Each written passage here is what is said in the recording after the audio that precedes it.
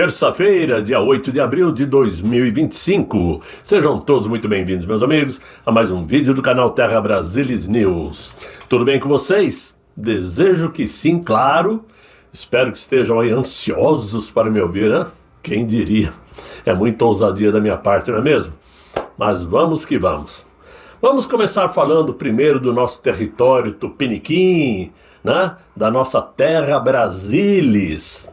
E aí eu queria dizer o seguinte, que surpreendentemente, agora à tarde, saiu a notícia que o PL de Valdemar Costa Neto, o partido que abriga 99% dos oposicionistas ao atual governo, anunciou o fim de obstrução na Câmara dos Deputados, mas mantém a busca por apoio para a anistia.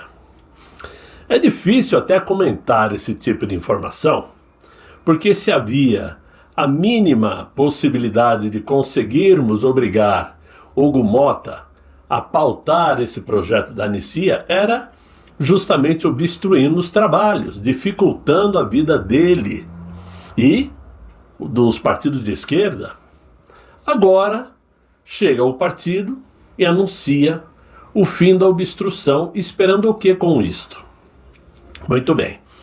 Sabe-se que ontem o Hugo Motta conversou novamente com aquele ministro, depois das manifestações que aconteceram na Avenida Paulista, procurando talvez, quem sabe contudo todavia, explicar para aquele ministro que ia ficar difícil segurar o projeto porque o povo foi para as ruas. O povo compareceu na Avenida Paulista, e então ia ser difícil fechar os olhos. Quem sabe, naquele momento, aquele ministro só lembrou das ações que estão sendo movidas, contra ele, ou contra outros parlamentares, e, portanto, era bom esses outros parlamentares não apertarem o caldo, porque tudo poderia se voltar contra eles.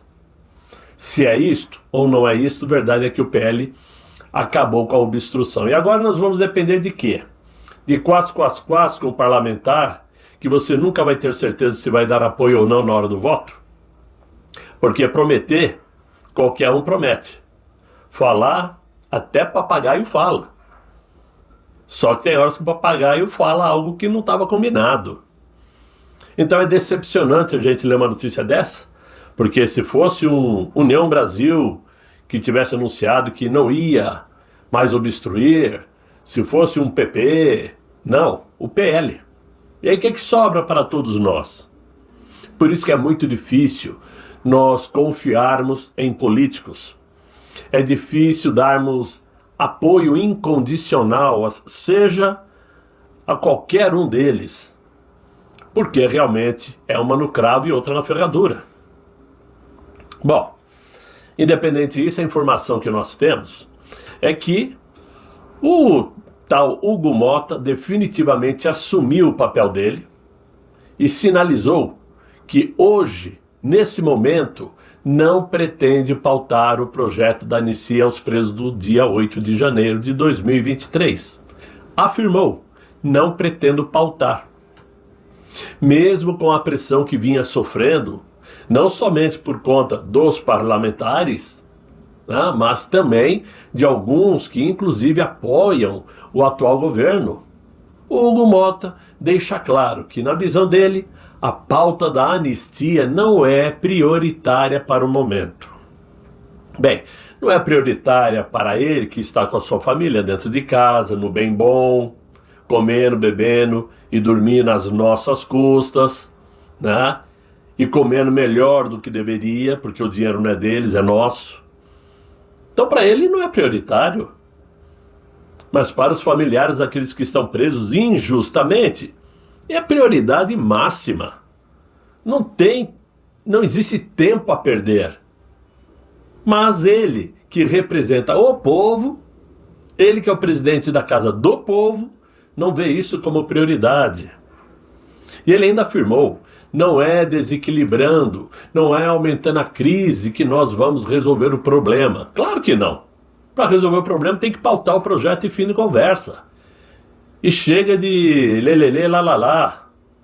Chega de conversa fiada, como a gente costuma dizer, chega de embromation. Ninguém aguenta mais essa embromation de todos vocês. Disse ele ainda: não contem com este presidente para aumentar uma crise institucional. Terminou ele. Sabemos muito bem que o Hugo Motta vem sendo coagido por aquele ministro, por conta de uma investigação do Ministério Público contra ele lá na Paraíba, por desvio de verbas parlamentares ao seu estado, e também por conta de uma investigação da Polícia Federal contra o seu pai, né, suspeito de fraude na prefeitura de Patos, onde ele é o prefeito. Então é claro, ele está sendo coagido. Para quem não sabe, o nome do pai do Hugo Motta é Nabor Vanderlei, né? Então não é novidade que para se chegar ao cargo de presidente, meus amigos, tanto da Câmara como do Senado, o primeiro requisito fundamental, é que o candidato tenha contas a prestar, tenha ficha suja com a justiça, né? Porque assim, desta forma, ele será facilmente manobrado, como foram os últimos presidentes do Legislativo. Para quem não se lembra, e só para refrescar a memória, no Senado Federal, preste atenção, nós já tivemos José Sarney, Renan Calheiros, Tião Viana, Eunício Oliveira, Davi Alcolumbre, Rodrigo Pacheco e agora Alcolumbre novamente. Todos com contas a prestar na Justiça. Inclusive o próprio Sarney e o Renan Calheiros, que não precisamos nem lembrar. Renan Calheiros, até alguns anos atrás, eram mais de 12 processos dentro do Supremo. Não é na Justiça, é dentro do Supremo para tomar decisão. Né?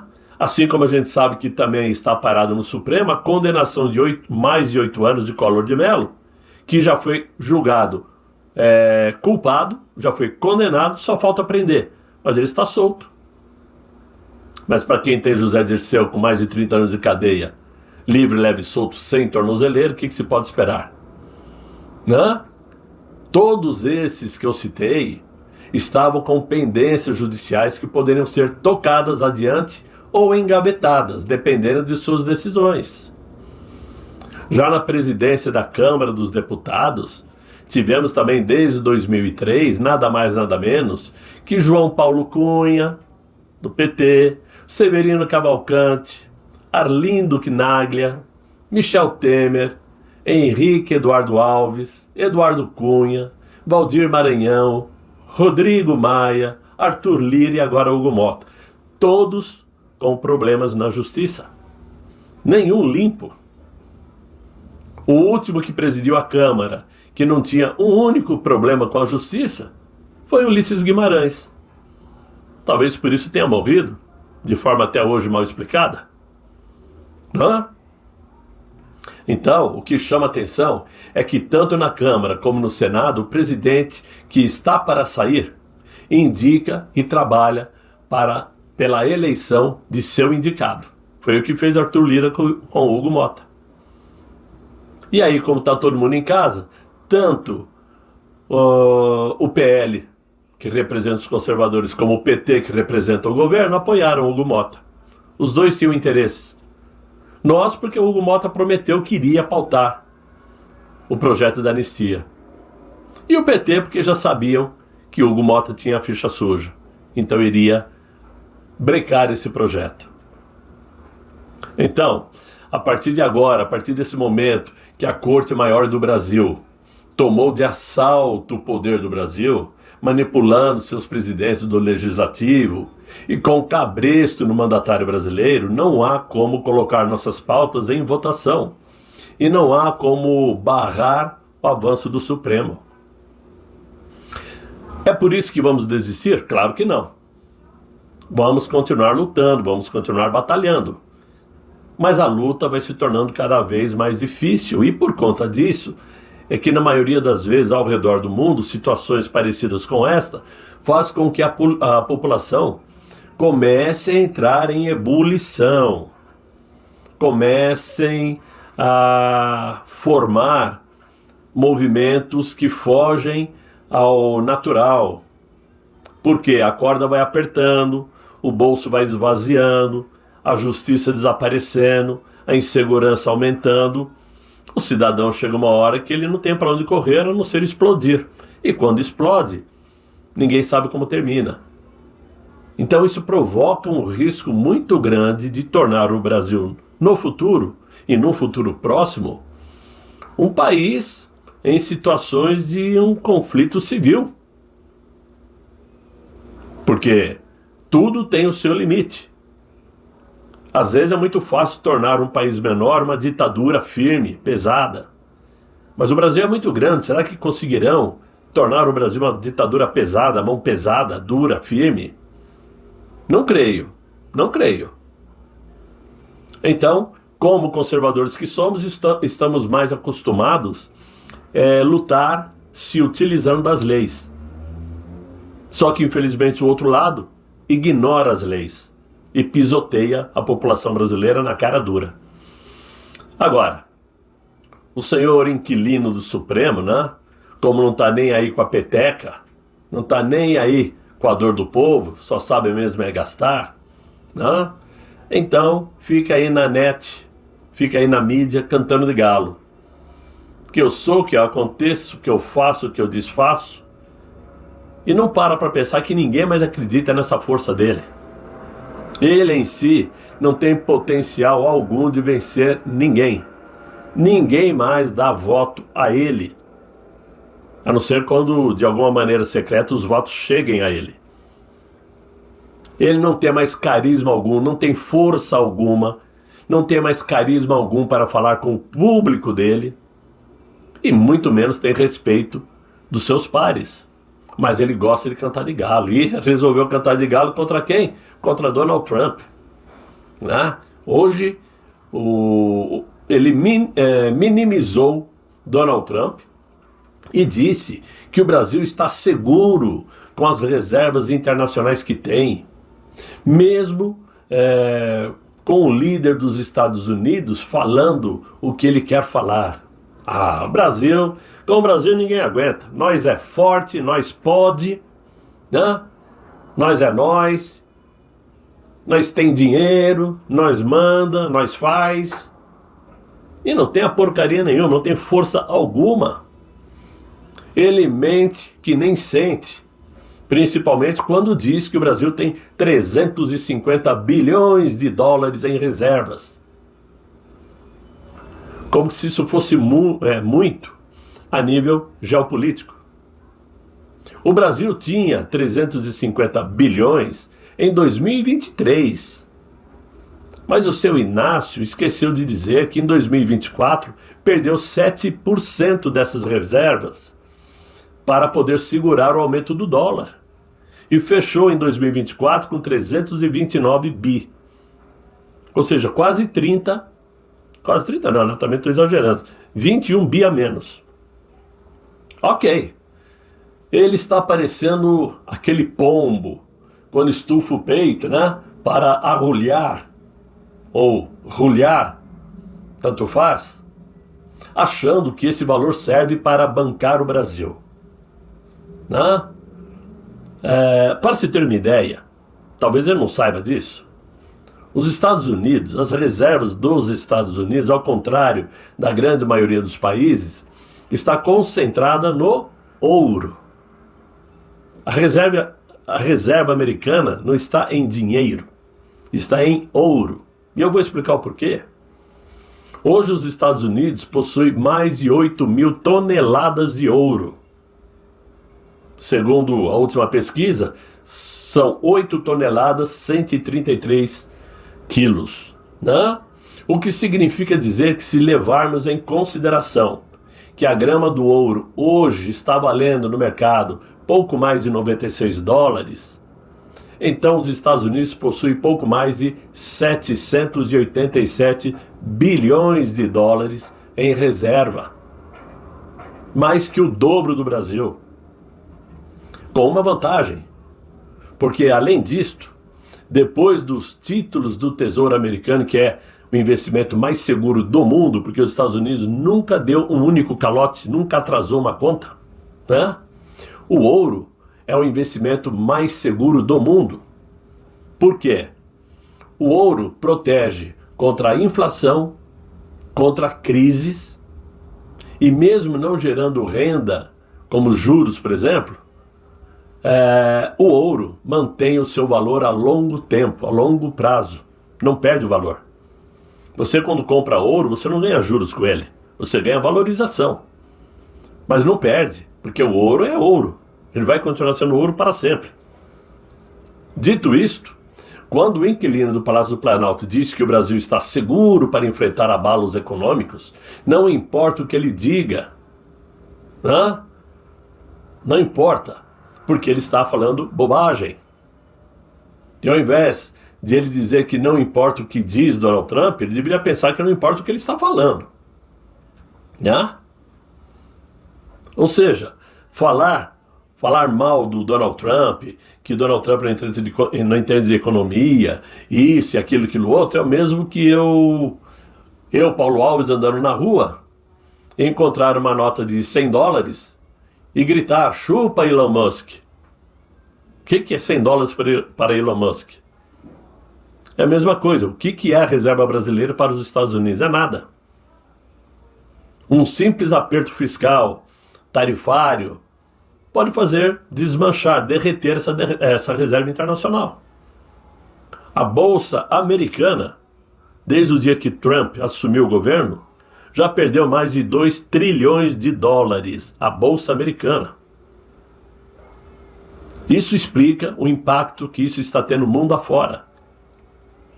Os Estados Unidos já confirmou hoje mais 50% de tarifa sobre a China. Ou seja, o total de tarifa que a China paga agora para mandar produtos para os Estados Unidos é 104%. Tanto é que o dólar bateu 6,99. Claro, a China vai procurar dar o contra-ataque dela, não se sabe de que maneira, não se sabe como. Porque como que a China vai ter que pagar 104% para enviar produtos para os Estados Unidos? Como que ela vai enviar os produtos dela nesse tarifário? O americano não vai querer comprar nada da China? Então a China vai ter que se espernear, vai ter que sentar. Além disso, Donald Trump também anunciou que todos os possíveis acordos para sentarem e conversarem também foram cancelados. A União Europeia, através da von der Leyen, né? Von der Leyen, sei lá, von der Leyen, né? Anunciou ontem que propõe para os Estados Unidos tarifa zero para os dois na questão energética. Olha, a gente cobra zero de vocês cobram zero da gente. Já deu um passo atrás para quem dizia que iam dar o troco nas tarifas que Donald Trump havia imposto na União Europeia. Não tem como brigar, não tem como lutar. Simples assim. Até porque o mundo não é unido. Não existe união. Não existe país dando apoio a outros países que até ontem não se dava, não se entendia comercialmente falando. E para explicar um pouquinho melhor, as reservas internacionais são ativas em moedas estrangeiras, como ouro, como dólar e o euro, desculpem. Ou seja, o Brasil ele tem a reserva internacional dele investido em dólares e euros. É o que o Banco Central do Brasil faz. Ele não guarda o dinheiro no colchão para lidar com crises externas ou para influenciar as taxas de câmbio. Porém, para preservar essas reservas existe um custo difícil de quantificar precisamente, pois envolve diversos fatores e variações, mas geralmente inclui custos de gestão, taxas de câmbio, variáveis e riscos de investimentos. Sim, porque o dinheiro não fica parado, ele tem que ser investido para valorizar, ganhar juros. Dizem que as reservas internacionais brasileiras chegam a ganhar de 4 a 6% de juros, porque o dinheiro é investido. E todo dinheiro que é investido tem o risco. Você pode ganhar ou pode perder. O custo da gestão são os salários dos funcionários do Banco Central, que gerenciam essas reservas, custos de infraestrutura para armazenar e gerenciar os ativos e custo de auditoria e segurança. Os custos de câmbio são as flutuações da taxa de câmbio, sobe e desce, o que faz com que o Banco Central tenha que vender dólares para baixar o preço dele, né? Câmbio que pode aí afetar o valor das reservas, gerando ganhos ou perdas. Tem os custos de investimento, que são os ativos em reservas internacionais. São investimentos e, portanto, estão sujeitos ao mercado financeiro. Se tiver uma crise internacional, uma crise econômica, esses investimentos perdem dinheiro. Juros, inflação, tudo isso. E, finalmente, tem os custos de oportunidade, quando o governo pode aproveitar esses valores investidos em reservas para pagar dívidas, para cobrir dívidas em infraestrutura ou redução de dívida pública. O inquilino do Palácio do Planalto vive batendo no peito e dizendo: eu paguei a dívida externa do Brasil para o FMI. Sim, ele pagou, mas para pagar a dívida externa, ele aumentou a dívida interna. Os maiores donos dos títulos do Tesouro brasileiro são os bancos. Ou seja, o Brasil deixou de dever para países do exterior, claro, se é outros países é do exterior, né? Para ter a dívida com os bancos brasileiros. Ou seja, com relação aos títulos do Tesouro americano, quando os Estados Unidos precisam de dinheiro, o que ele faz? Ele vende seus títulos, né? Tanto é que o Japão, por exemplo, possui $1 trilhão em títulos do Tesouro americano. Ou seja, os Estados Unidos devem $1 trilhão ao Japão. Se ele quiser vender para os Estados Unidos tem que pagar $1 trilhão para ele. A China tem quase $1 trilhão também, a Inglaterra idem. E quando as bolsas de valores despencam, adivinha quem sente o primeiro baque? São esses países. Porque os títulos que eles detêm em mãos perdem valor quando as bolsas despencam. E o Donald Trump sabe perfeitamente disto. Por isso ele está fazendo aí o que precisa ser feito, ajustando o mercado internacional, cortando impostos e acabando com essa dependência dos Estados Unidos. Mas a velha mídia continua fingindo que não entendeu nada.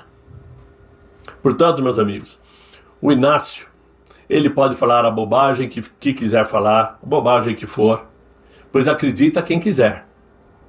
O Brasil não aguenta um solavanco como esse aplicado por Donald Trump contra a China, por exemplo, que já acumula, como eu falei agora, 104% de impostos. É claro que o mercado financeiro mundial vai sofrer com essa situação, porque a China, evidentemente, vai querer dar o troco de uma forma ou de outra. Não sabemos o que a China irá fazer, mas o que ela fizer vai afetar todos os países, principalmente o Brasil, já que a China é o maior parceiro comercial do Brasil.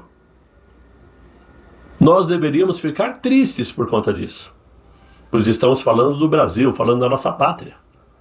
Mas esta é a fotografia que aparece no panorama político de hoje. Não dá para defender o que o nosso governo está fazendo.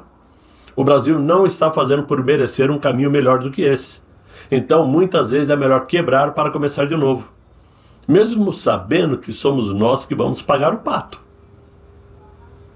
Então, estamos aí divididos em duas situações, preocupados com a economia mundial que pode afetar aqui o Brasil diretamente, não é indiretamente, é diretamente, e esse projeto de anistia que tem que sair de qualquer forma, porque não é possível aceitar essas pessoas inocentes presas. E quem acha que aquele ministro está dobrando a aposta porque ele é mais, ele pode, não. Ele está dobrando a aposta porque está desesperado. Ele tem que demonstrar que está no controle, mas ele sabe que não está. Porque hoje não, amanhã, começa a análise do processo do Felipe Martins lá nos Estados Unidos. E isso certamente vai dar muito o que falar, vai dar problemas para quem mandou criar esta falsificação na entrada de Felipe Martins, e claro que quem mandou está aqui no Brasil, né? Não precisamos dizer quem. E talvez por isso mesmo é que o Moraes resolveu dar 20 mil de multa ao Felipe Martins por ter aparecido em uma foto com um desembargador, né? Foto que não foi de agora, foto de 6 meses atrás, né? Diga-se de passagem, e disse que se até hoje o Felipe Martins não explicasse o porquê daquela foto nas redes sociais, poderia ser preso novamente. É claro que ele está fazendo isso para forçar o Felipe Martins a não ir a fundo com esta situação do visto americano daquele dia que ele não foi aos Estados Unidos. É nesse patamar que nós nos encontramos, divididos com essas notícias, enquanto a imprensa nacional fica aí inventando notícias de que mais de 50% dos brasileiros não querem anistia, que 46% acha que nosso ex-presidente Jair Bolsonaro é culpado, tem que ser preso, e que o Inácio ganharia as eleições hoje contra qualquer um. Nós sabemos que isso não é verdade, então já não faz mais cócegas. Isto já não causa mais nenhum efeito para nós. Sabemos que é mentira, né? Porque certamente um dia esta rede Plim Plim também vai pagar o preço dela. Tenho certeza que vai pagar o preço dela. Então, meus amigos, para hoje é o que eu tinha para vocês, pelo menos até agora, 16 horas e 40 minutos. O que vier daqui para frente é depois do vídeo. Então, as notícias que eu tenho no momento são essas. E eu espero que vocês tenham gostado. Se gostaram, por favor, deixe aí o seu like, se inscreva no canal se você não está inscrito, clique no sininho para receber notificações, mesmo sabendo que a plataforma costuma desligar o sininho, né? E contribui. Ajude o canal, né? Quem puder, ajude o canal para que a gente possa ter força de continuar esse trabalho, que parece fácil, mas não é. Posso garantir aos senhores que não é fácil. Às vezes é muito difícil criar um texto para trazer para vocês, né? De qualquer maneira, espero que todos tenham gostado do vídeo. Tenham um excelente final de noite, muito bom descanso. E até amanhã, se Deus quiser, Ele há de querer. Fiquem bem, fiquem com Deus. Tchau, tchau.